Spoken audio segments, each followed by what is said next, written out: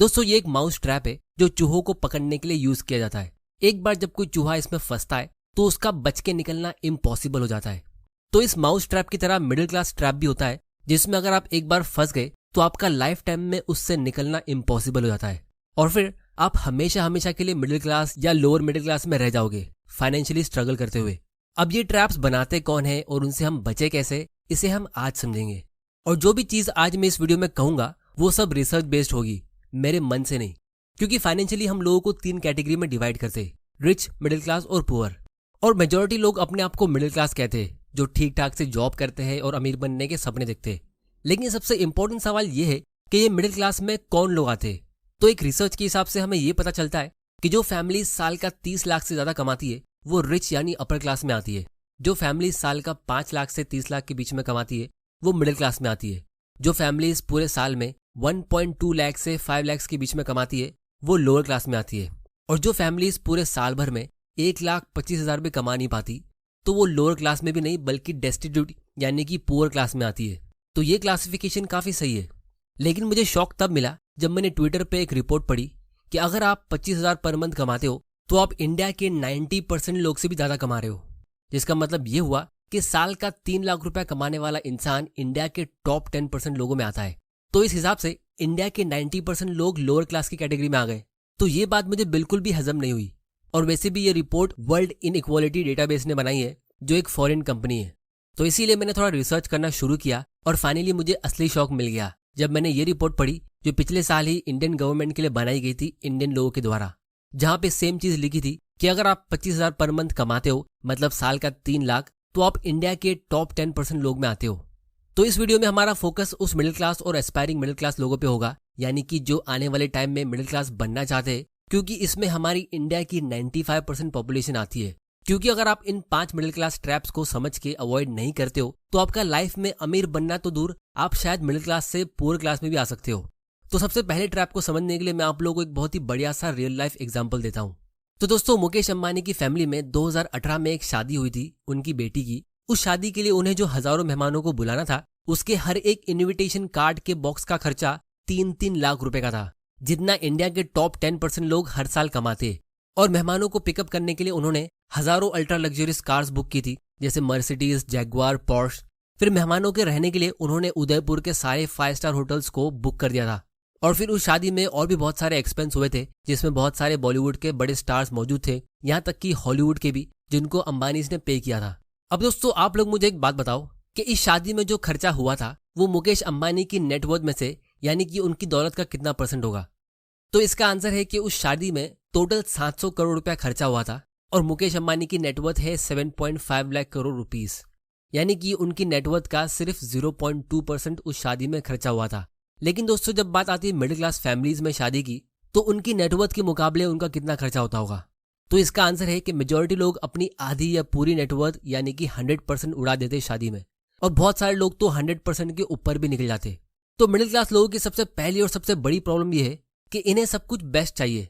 शादी का तो बस मैंने एक एग्जांपल लिया था, लेकिन इन्हें सब कुछ अमीरों जैसा चाहिए और अभी चाहिए, जिसकी वजह से होता यह है कि इनके एक्सपेंस करने का तरीका बिल्कुल अमीर लोगों जैसा होता है, लेकिन इनकी इनकम कमाने का तरीका बिल्कुल पुअर लोग के जैसा होता है, जहां वो अपना टाइम बेच के और जॉब से पैसा कमाते। और जब इनके पास वो बेस्ट चीज के लिए पैसे नहीं होते तो खर्चा करते समय उन्हें पैसों का टेंशन लेने की जरूरत क्या है, क्योंकि हम आसानी से लोन ले सकते हैं। आजकल लोन लेना बहुत ही आसान हो गया है। जैसे एक रिपोर्ट में आया था कि इंडिया में 70% आईफोन्स EMI पे सेल होते हैं, यानी उसे वो लोग खरीद रहे जो उसे अफोर्ड नहीं कर सकते। अब दोस्तों रिसेंटली मैं एक रिपोर्ट रीड कर रहा था जहां पे मैंने एक बहुत ही शॉकिंग चीज पढ़ी कि एक सर्वे में ये पाया गया कि हम इंडियंस अब सबसे ज्यादा पर्सनल लोन ले रहे हैं। पहले होम लोन टॉप पे हुआ करता था क्योंकि घर एक जरूरत है, लेकिन अब इंडिया में पर्सनल लोन नंबर 1 पे आ गया है। और आप गैस करो कि इन पर्सनल लोन्स के लेने का रीजन क्या हो सकता है। तो इसका रीजन है घर को रिनोवेट करना, महंगी शादी करना और वेकेशन पे जाना। और ये सभी लोन्स बैड डेट की कैटेगरी में आते हैं, क्योंकि अगर आप मुझसे ये कह रहे हो कि हमें रहने के लिए घर चाहिए, उसके लिए हम लोन लेते हैं, तो वो इस लिस्ट में सेकंड पे आ गया है और बिजनेस लोन तो इस लिस्ट में है ही नहीं। और दोस्तों सबसे शॉकिंग चीज ये है कि वही फिनटेक फर्म के सर्वे में ये आया कि हम इंडियंस और ज्यादा पर्सनल लोन को प्रीफर कर रहे हैं।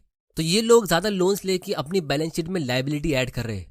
अब दोस्तों अगर आप मेरे वीडियोस रेगुलरली देखते हो तो आपको डेट ट्रैप के बारे में जरूर पता होगा, लेकिन इस वीडियो में मैंने फैक्ट और डेटा के साथ इसे वापस रिपीट इसीलिए किया क्योंकि ट्रेंड यही चल रहा है कि अब और ज्यादा लोग डेट ट्रैप में फंसते रहेंगे। क्योंकि भले ही फाइनेंशियल एजुकेशन के वीडियोस हमें यूट्यूब पे फ्री में मिलते हैं, लेकिन हमारी फाइनेंशियल लाइफ को बर्बाद करने वाले वीडियोस भी हमें यूट्यूब पे उससे ज्यादा मिल जाते हैं, जिसे मेजोरिटी लोग देख देख के हमेशा मिडिल क्लास ट्रैप में फंसते रहेंगे। तो इसीलिए अगर आपने इस चैनल को अभी तक सब्सक्राइब नहीं किया है तो जल्दी से कर लो और बेल आइकन प्रेस करना मत भूल जाना, क्योंकि इस चैनल के जरिए मेरा गोल यही है कि आप लोगों को मिडिल क्लास ट्रैप से निकाल के फाइनेंशियली फ्री बनाना है। अब दोस्तों, जब गिने चुने लोग मिडिल क्लास ट्रैप से बाहर निकलने का सोचते भी है तो सबसे बड़ी गलती वो ये कर लेते कि वो बैंक में जाते हैं फाइनेंशियल एडवाइस के लिए। क्योंकि सदियों से हम इंडियंस इन्वेस्टमेंट के लिए ज्यादातर बैंक की एफडी या कोई फिक्स्ड इनकम स्कीम्स प्रीफर करते, जिसे बैंक वाले काफी आसानी से हमें सेल कर देते हैप्पी रिटायरमेंट के सपने दिखा के। लेकिन एक्चुअली में हमें उनसे इतना भी प्रॉफिट नहीं मिलता है कि हम महंगाई से बच ले। अमीर बनना तो उससे बहुत दूर की बात होती है, ये बात आप सभी लोगों को पता होगी। लेकिन बैंक वाले आपको कभी भी फाइनेंशियल अवेयरनेस दिलाने का काम और फाइनेंशियल लिटरेसी देने का काम नहीं करेंगे कि देखो इंडिया में महंगाई इतनी होती है और 10-20 साल में कितनी होगी, तो उस हिसाब से आपको कहाँ पे इन्वेस्ट करना चाहिए। तो जितना भोला भाला और अनएजुकेटेड उनका कस्टमर होगा, बैंक वालों को उससे उतना ज्यादा प्रॉफिट मिलेगा। जैसे रिसेंटली मैंने एक बैंक में विजिट किया और वहां नोटिस किया कि एक अंकल आए थे और उन्होंने उस बैंक के एम्प्लॉय से कहा कि उन्हें कुछ पैसे इन्वेस्ट करने, और उस बैंक के एम्प्लॉय ने सबसे पहले उन्हें एफडी सजेस्ट की। तब अंकल ने कहा कि मुझे बेटा इन्वेस्ट करना है, एफडी से ज्यादा रिटर्न चाहिए। तो फिर उस बैंक के एम्प्लॉय ने अंकल को एक फिक्स्ड इनकम पॉलिसी सजेस्ट की। फिक्स्ड इनकम पॉलिसी जहां पे आपको एक फिक्स्ड अमाउंट बैंक को देना होता है और उसके बदले फ्यूचर में आपको एक फिक्स्ड इनकम मिलती है। जैसे एग्जांपल के लिए आप 15 साल तक हर साल 1-1 लाख रुपया पे करोगे और फिर उसके अगले 15 साल तक आपको 2-2 लाख रुपया हर साल मिलेगा। लेकिन अगर आप इन पॉलिसी से जल्दी निकलने की कोशिश करोगे तो आपको ढेर सारी फीस पे करनी होती है, जिससे आपका प्रॉफिट होने के बदले लॉस हो जाता है। और अगर आप इन पॉलिसीज को कंटिन्यू भी करते हो तो भी आपको उनमें एफडी से भी खराब रिटर्न मिलता है। लेकिन कोई भी मिडिल क्लास इंसान उन पॉलिसीज के एग्जैक्ट रिटर्न को कैलकुलेट नहीं कर पाता, क्योंकि वो पॉलिसीज जानबूझ के इतनी कॉम्प्लिकेटेड बनाई जाती है कि कोई उसकी रिटर्न को कैलकुलेट करने का ट्राई भी ना करे। तो ये भी एक बहुत ही बढ़िया सा इन्वेस्टमेंट ट्रैप होता है जो बैंक वाले मिडिल क्लास लोगों के लिए तैयार करते हैं। लेकिन अब रिसेंटली लॉकडाउन के बाद स्टॉक्स और म्यूचुअल फंड्स फेमस हुए जो एक्चुअल इन्वेस्टमेंट होते हैं, लेकिन स्टॉक मार्केट में इन्वेस्ट करना कैसे है वो लोगों को पता नहीं होता है और इसकी लाइफ इमोशंस पे चलती है, और वो भी सिर्फ दो, ग्रीड और फियर। मिडिल क्लास लाइफ में लॉजिक का यूज बहुत ही कम होता है। पहले पैसे ना होने का डर उन्हें मोटिवेट करता है हार्डवर्क करके अच्छी लाइफस्टाइल बिल्ड करने के लिए। फिर जब कुछ पैसे आ जाते हैं तो फौरन ग्रीड पैदा हो जाता है वो सारी चीजें खरीदने के लिए जिसके हम बचपन से सपने देख रहे थे। क्योंकि दोस्तों, जब भी हम कोई खर्चा करते, जैसे शॉपिंग मॉल से नया कपड़ा खरीदना या बाहर से कोई अच्छे होटल में खाना खाना, तो हमारी बॉडी में एक केमिकल रिएक्शन होता है जिससे हमें मजा आता है। ये रिएक्शन बिल्कुल उसी तरह काम करता है जैसे ड्रग्स काम करता है। उस रिएक्शन से आपको वो अच्छी वाली फीलिंग मिलती है और उसे फिर से ट्राई करने का मन करता है, और फिर आप वापस अगले हफ्ते की छुट्टी में अपने आप को शॉपिंग मॉल में पाते हो और फ्रिक्वेंटली बाहर का खाना खाते हुए देखते हो और ऐसे दूसरे बहुत सारे एक्सपेंसेस करते रहते हो, जिससे अल्टीमेटली आपकी लाइफ का एक पैटर्न सेट हो जाता है कि काम करो, बिल्स पे करो, और ज्यादा काम करो, फिर और बड़े बिल्स पे करो, और फिर इनकम के बढ़ते ही खर्चे बढ़ जाते हैं और आप इस एंजॉयमेंट के नशे में इतने गुम हो जाते हो कि आप ये भी समझ नहीं पाते कि आप एक ट्रैप में फंस चुके हो हमेशा हमेशा काम करते रहने के लिए, जिसे हम कहते हैं रैट रेस ट्रैप। तो ये ट्रैप बनाते हैं बड़ी बड़ी कंपनीज वाले जो एडवर्टाइजमेंट में हमारी इनसिक्योरिटीज को खुल्लम खुला दिखा के हमें ऐसी ऐसी चीजें सेल करते जो नॉर्मल सिचुएशन पे हम कभी बाय करने का सोच भी नहीं सकते। फिर दोस्तों, चौथा और डेंजरस ट्रैप है एजुकेशन का। ऐसा कहा जाता है कि एक गरीब इंसान मिडिल क्लास इंसान से ज्यादा सुकून वाली जिंदगी जीता है। इसका रीजन ये है कि एक मिडिल क्लास इंसान हमेशा गरीब होने का डर और अमीर होने के सपने के बीच में दबा होता है। जहां एक तरफ एक गरीब इंसान बिना सोचे समझे अपने बच्चों का एडमिशन किसी गवर्नमेंट स्कूल में कर लेता है, वहीं मिडिल क्लास इंसान काफी मेहनत करने के बाद अपने बच्चों को एक प्राइवेट स्कूल में डालता है, ये सोच के कि वो बड़े होकर उनकी पैसों की प्रॉब्लम को दूर करेंगे। अब इसमें कोई बुरी बात नहीं है कि आप अपने बच्चों पर डिपेंडेंट होते हो, ये तो हमारा इंडियन कल्चर है। लेकिन प्रॉब्लम तब शुरू होती है जब एक मिडिल क्लास पेरेंट अपने बच्चों के लिए बिना हिसाब किताब किए लाखों रुपए खर्चा कर देता है। एक रिसर्च के हिसाब से ये पाया गया है कि एक मिडिल क्लास इंसान ऑन एन एवरेज बच्चे के पैदा होने से लेके 17-18 साल की एज तक सिर्फ स्कूलिंग में ही 30 लाख रुपीस तक खर्चा कर देता है। ये सभी डायरेक्ट एक्सपेंसेस है एजुकेशन को लेके। और फिर कॉलेज का एक्सपेंस अलग जो 5-10 लाख रुपया तो मिनिमम होता ही है।